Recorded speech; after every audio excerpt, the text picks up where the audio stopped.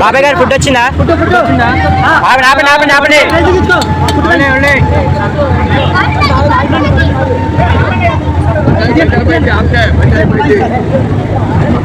నా దిగేద్దాం కంగారు. బాబాయ్ గారు ఏమనుకోకండి. అబ్బా ఎత్తు మీద ఆపాలి.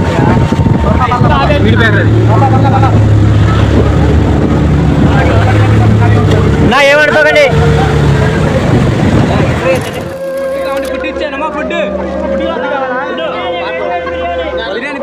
వాటర్ అడుగుతున్నాడు ప్రసాద్.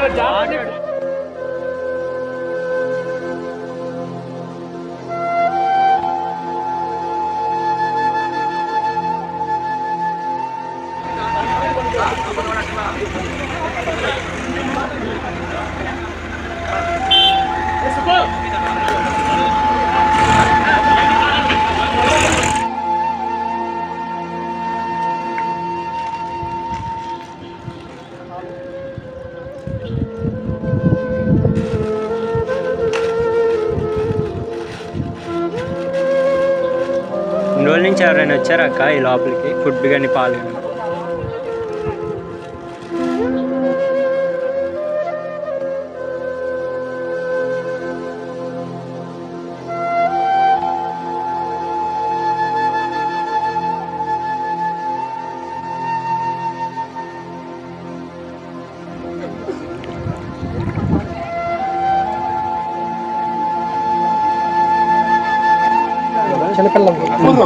ఈ సందులోకి అయితే ఎవరు రావట్లేదు.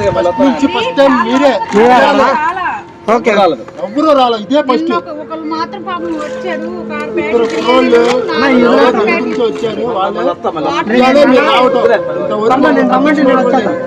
ఇప్పుడు మరి ఇంత దూరం వచ్చేస్తున్నారు కదా, మరి ఎట్లా అనిపిస్తుంది? కాకపోతే ఇయ్యాలా మా చిన్న పిల్లడికి 3 రోజులు వాటికి కామెర్లు వచ్చి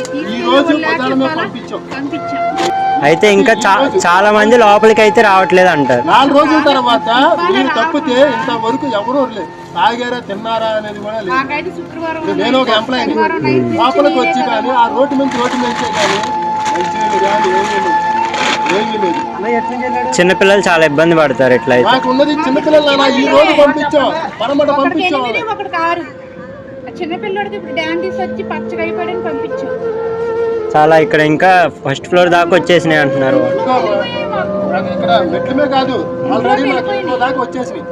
ఇవాళ తగ్గింది కాబట్టి కొంతమంది అయినా రావడానికి వీలుంది.